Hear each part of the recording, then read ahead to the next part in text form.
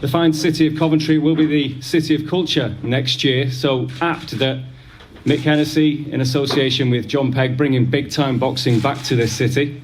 It's been 10 years since Rendell Munro fought a WBC Super Bantamweight Eliminator in this city, so the Sky Dome is going to have a fantastic night of boxing. Championship boxing, of course. You can see this beautiful belt in front of us, what these two gents are going to compete for, the vacant British light heavyweight title. But of course, it's a packed bill, a fantastic undercard, derbies including Jordan Cook against Michael Green, there's Ishmael Ellis against Sean Cooper, River Wilson Bent, Lee Gunter, and then a bill that includes the likes of Isaac Chamberlain, who of course wants to make a big statement in the cruiserweight division as well after beating Luke Watkins last time out. Michael Hennessy Jr. on the bill, and we'll see shortly as well, Sam Eggington will join us here at the top table. But of course, it's a great opportunity for lots of local fighters to bring their fan bases to the Sky Dome in Coventry. If anyone is unaware, tickets still available from the venue, from the fighters themselves, and of course from Hennessy Sports. But it is fantastic, live on Channel 5, in association with Infinitum and Ladbrokes. Massive showcase for all these young fighters to show what they're all about and take that next step in their journey. We've got not only an esteemed top table here as well, which we'll get to in just a short while, but of course the fighters that are in front of you now, what an opportunity for all of them. And again, with so much action and so much that we can look forward to, we've got Tom Silcox. Tom, again, you're going to be in action against Des Newton. So Tom, try and put into words what it's going to be fighting at the Sky Dome for you. Extremely appreciative of this opportunity. Put on a good solid performance. He's definitely going to know that I've left no stone unturned for this fight. Been putting in the graft, and to be part of such a massive show, you know, on a different stage, a different ring under different lights, I'm definitely going to show what I'm made of, and I appreciate this opportunity. So thank you to everyone that's been involved. Well, lots of Midlands, sorry Tom, lots of Midlands fights of course are in action as well, and hometown boy Luke Beasley, again, Coventry is going to be in the forefront. It's an opportunity now. We see all the fight cities around the UK. Is this an opportunity then for Coventry to show what it can do? Yeah, it's good to see big boxing back in Coventry. I'm excited to get back in there, return to the ring and put on a good show, show everyone what I'm about. So yeah, I'm looking forward to it. Another unbeaten fighter as well on the table below is Lewis Coley, super featherweight from Birmingham. And again, Birmingham's had a bit of attention. Obviously some stellar names. We mentioned Sam Eggington before, and obviously the stellar Birmingham names on this card as well. And again, it's not too far down the road. A big fan base, a big opportunity for everyone to do a few tickets. You looking forward to this one as well, Lewis? Yeah, I can't wait. I'm not used to doing none of this speaking, really. I'm just here ready to fight. Well, of course, I mentioned before that obviously we have some Midlands derbies, we've got Coventry derbies, and we've got a great main event as well. But we do have at the table as well, we've got Jordan Cook. Jordan, again, we're looking at this, and we're looking at the opportunities that obviously fighters have. And again, this one, it is an all Coventry derby against Michael Green. So give us your thoughts ahead of this one. Yeah, so fight I really can't wait for. Spoke to my manager John Pegg at the start of the year, and he said there was going to be a big show in Coventry, which is going to be on Channel 5. And the idea was maybe to have another tune-up fight after my win in November. And as soon as it was going to be in Coventry, I thought, why not have another Coventry clash with Michael Green? I knew we were both the same weight.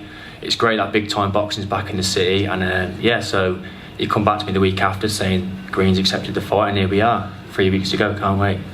Now, obviously, you know, you're bringing certain things to the table. Southpaw, you've got just a couple of blips on your record, slightly more experience as a pro, but obviously he's got a few years advantage on you in terms of age-wise. So how do you see it's going to go on the night? I think it's going to be a good fight. I see it as a real 50-50 fight, to be honest. As I said, you know, I could have just, you know, took another tune-up fight, because I had my first fight back in November. Yeah, but it's, you know, it's a great fight for the card. I believe that people from Coventry are in for a treat, and it's going to be a great fight.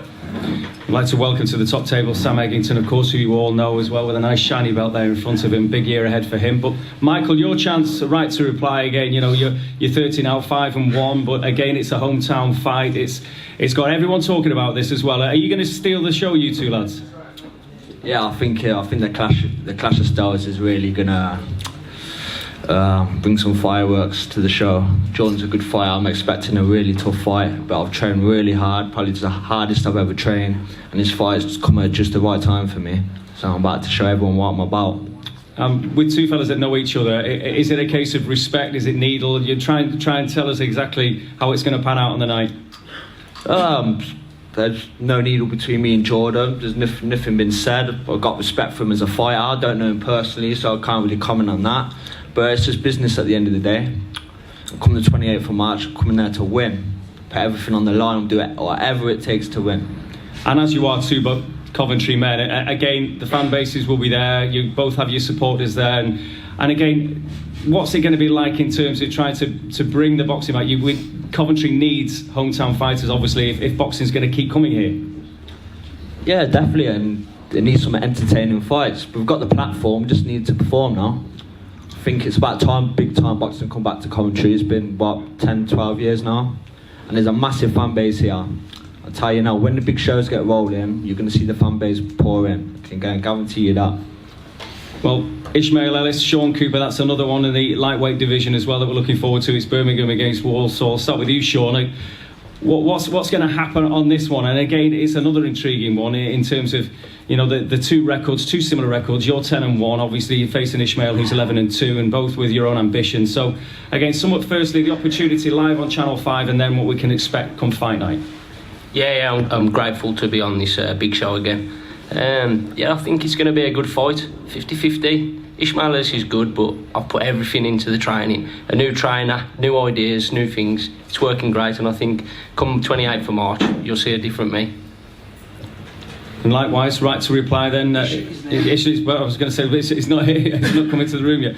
It's right, okay, but obviously we're looking at this now. If you've got all the kind of, you believe, the tools to get the job done, and again, you have to try and make a statement here again. And what is it? Is the kind of, in terms of Birmingham, Walsall, and that kind of part of the West Midlands, what is it like rivalry-wise? I don't have no rival against Ishmael. I've got mutual respect, but I think come fight night, it's going to be different. So this is all I've got. I've got to put everything onto this to get to the next step. So, I've trained really hard for this, and I've put everything in. So I'm going to come out and win. Well, also on the bill, I mentioned obviously some of the fighters. We've got Danny Quartermain here from Leamington as well, who's got a big opportunity, just starting out in the pro ranks as well, but a really seasoned amateur. And again, I know that Danny, you feel that there's great times ahead for you. This will be your second fight, but you've got lots of experience fighting lads from the GB setup and everything else. So what are you going to show on the night? Obviously, I'm an experienced amateur, starting off obviously fresh in the pro game, so it's a whole new level for me. But I'm looking forward to getting a few fights under my belt, looking to go 6-8 rounds. Those that know me from the amateurs know I've got a great engine on me, so I'm just going to showcase that throughout these fights. Look forward to that. Now, moving on to the top table, and of course the main event. Before we get to that, we do have Sam Eggington. And Sam, you've been on something of a winning streak, of course, since the blip against Liam Smith. You've got that belt in front of you as well. Still just 26, the Savage, even though it seems that you've been around forever. How are you feeling these days? I feel good, mate, yeah. Like you say, there's been a little blip, but, nothing changes. We get back in the gym, we train, and we're going to win the next fight. And every time, there has been a little blip, and people start thinking maybe, it's time to pack it in. We turn up and have a big win, and win titles. So, this is just another one of them. I want to come in, get this kid out of the way, and move on. And you have grown into the light middleweight division now. Obviously, you were killing yourself at welter, and now, do you feel now at 26? And again, I keep mentioning the age because it does seem crazy how young you still are after achieving so much. And we know your story. You thought you were going to be a journeyman, then you started winning. Yeah. It started getting serious, and then you started winning belts, Commonwealth titles, all the rest of it. We can see what you got in front of you there. So again, you still feel that the best is still to come now that you've grown into that weight, and you feel happier at that weight? Yeah, 100%. Like you say, I'm 26. If anything, I'm coming to my prime. The people that moan about the losses are the same people that moan about there's no 50-50 fights, and when you do take them, people moan when you lose. So people are always gonna have their opinion. I'm 26. I'm coming into my prime. I'm growing into the weight quite well. And like I say, this should be a very good year. Bit of a throwback fighter. Your trainer John Pegg, would you agree with that? Yeah, Sam's just really easy to work with. He wants to fight. He doesn't let it get him down. When, if you have 10 50-50s, you're going to lose a couple of them. But he just learns off them, comes back a better fighter. It's just a way of going forward. And Sam boxing on a show like this in Coventry on terrestrial TV, again, it's just Sam taking his chances when they come, getting ready to go. Same as all the lads here. When we talk to Michael Green and Jordan Cook and Ishmael Ellis and Sean Cooper, you think that they might be like, oh, that's a bit of a tricky one. Can I get... They was like, no, that's great. That's the kind of fight I want. My fans will love it and I'm ready to fight. And that's what I'll make for a good show. You don't have to have huge titles on every fight. If they're good, well-matched fights, boxing fans appreciate them.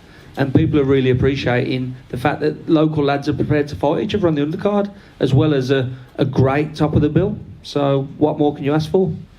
Well, beautifully leads me to the top of the bill. And as you're talking about Sam there, we'll get your thoughts, obviously, about the fellow alongside me to my right. But we'll start with Chad Sugden, trainer, father, Dean alongside you there. Now, Dean, just give us an insight in case it's an opportunity now. We know that obviously Craig Richards was due to fight. It was a different situation. But again, we just heard John about taking opportunities. Sum it up now for your lad here. We've only ever known 50-50 fights. We come from a kickboxing background, everybody knows that. But we've been involved in boxing for many years too. Chad boxes an amateur from the age of 11. Alongside kickboxing, but in the kickboxing world it's very different. Every fight's a challenge, and when I say 50-50, we've been the underdog on many occasions throughout his whole career, but we thrive on that. We thrive on having real fights. That's what we've been brought up on, and that's why we're here. So this is a great opportunity, it's a great challenge, and I believe it's a 50-50 fight. May the best man win. Well, obviously the draw with Craig Richards shows that Chad it belongs in esteemed company, but in terms of training and taking a fight relatively late, how's that worked? Well, when we got a phone call asking if we'd fight on the undercard, there was a strong feeling in the world of boxing that we might lose Craig Richards, and that feeling came true. So for us to train for a 6-round fight and not a 12-round fight when we felt that was a possibility would have been stupid. So we've been preparing for 12 rounds right from the beginning, even when we were offered the 6-rounder. So when that phone call actually came in, it wasn't, oh my God, we better start training for 12. We were already training for 12, and we've left no stone unturned. We've had good preparation for this fight, so we're going to be in the best shape ever. Well, likewise to John, because obviously, again, when you're training and you're preparing for a certain opponent and then that falls through, you've got to adapt as well. Obviously, they want to take their opportunity. How do you keep SHAKAN on the straight and narrow in terms of concentrating, focusing on a different job, a different opponent? To be fair, that's Paul Coonahan's job. I work with Paul, but Paul's SHAKAN's trainer. I manage him and we work together in the gym and stuff. But Paul was already planning for that.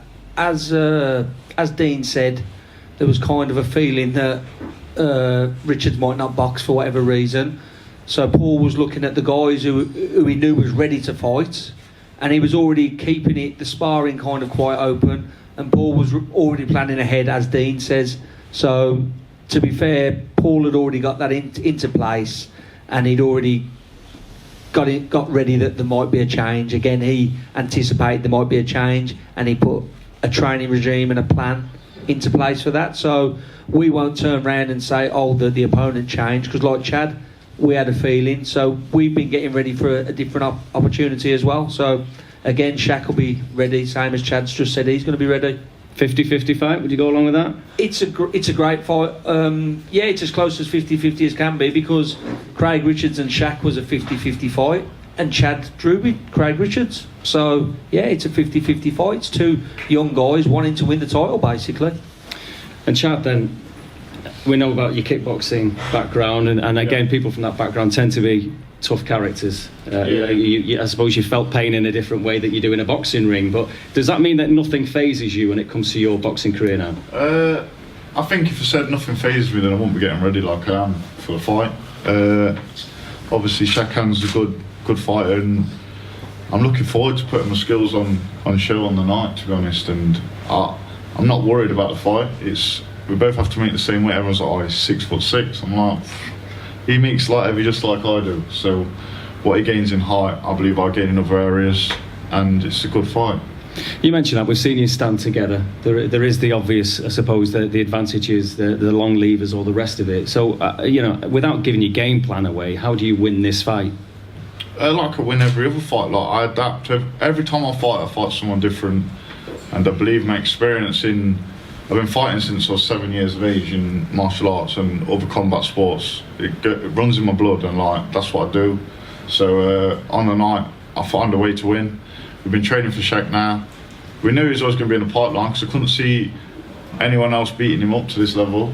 So we're ready for it. And when Craig Richards pulled out, he gave me the opportunity in December. He's done me another favour. He gave me a shot at the British title. So, do you know what I mean? I can't take anything away from Richards. He's given me my opportunity, and it's going to be a pleasure to get in there on Channel 5 and terrestrial TV and showcase my skills.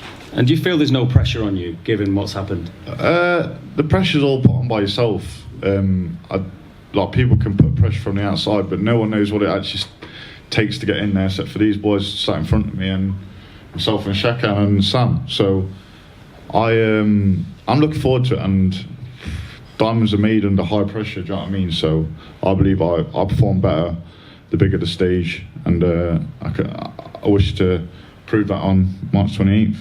They don't come much prettier than these belts either, do they? Mate, it's the best belt in the world. It's obviously you got the world titles and stuff like that, but that belt there, it's what every British boxer wants. So, well, Shaq, I'll ask you, because obviously we've heard from John in terms of preparations. How's it been refocusing the mind, if you like, from Craig to Chad? Preparation's been brilliant. We've had a brilliant camp in Dubai, even down here in our gym. You know, our gym's always thriving. But it's something as professionals we've got to get used to. You know, these things happen. Opponents change, and you've got to learn to adapt. I've learned to adapt from throughout all my fights. Really, I've had changes before, and we kind of had inkling again, as John was saying, that Craig was going to pull out the fight, and that's what's happened. Chad's a worthy opponent. He stepped in, fair play to him. But I believe, like I said, it's a fight that I'm going to win, and my skills are going to prevail, and everyone will see again. Now you're 13-0, and it's a really good domestic division as well. I mean, there are other fights being made. If you are to get the better of Chad, get your hands on that, I suppose that's going to open up all sorts of doors for you. We see fights like Anthony Yard and Lyndon Arthur, which is another fantastic clash. You want to be king of the domestic crew first and foremost. You get that. That's exactly where you'll be. That's the case, isn't it? Of course. I mean, the main focus. I can't look past March 28th. As I say, Chad's a tough opponent. He's coming from a fighting background. He's going to obviously, give his all, given this opportunity. But that belt's going to be around my waist, March 28th. My hand's going to be getting raised, and that's what I've got to say about that. We mentioned the size difference before, again, and likewise, you're not going to tell me too much in terms of what you intend to do, but again, what kind of problems will that pose? A totally different kind of fighter that you're going to face, and again, you have that massive height advantage. The thing is, for me, a lot of people take into account my height, and they look, and they say, oh, it's just a tall fighter, and, obviously they approach it more or less similar, feeling that, okay, this guy is just a tall guy who's just used range, but I've got many arsenals to my game. For me, I've fought someone on, like Chad's height and, skill set, whatever. Has he faced someone who's 6'6" with my skill set? I highly doubt it. But as I say, come March 28th, always going to be shown. And like I said, my skills will prevail. Everyone will see it on the night, and it'll be a good display of boxing for myself. Well, ladies and gents, all the fighters here will be available for one-on-one interviews now for anyone who'd like to talk to them. But obviously, this is live on Channel 5, the Sky Dome Coventry, big-time boxing, championship boxing, returning to this city, just ahead of the City of Culture 2021 as well, so perfect timing. Of course, it is Hennessy Sports in association with John Pegg and Eastside Boxing, in association with Ladbrokes and Infinitum, live on Channel 5. And don't forget as well, tickets available from the venue, from Hennessy Sports, and also from the fine gentlemen that are here in the room as well. So if you'd like to take your opportunity to speak to the fighters, then you can do so. And I think we're going to have, as the table breaks up, if we can just ask Jordan and Michael to stay behind for a quick head-to-head as well. And the rest, thank you very much indeed for your attention. We look forward to a fantastic night of boxing on March the 28th right here in Coventry. Thank you.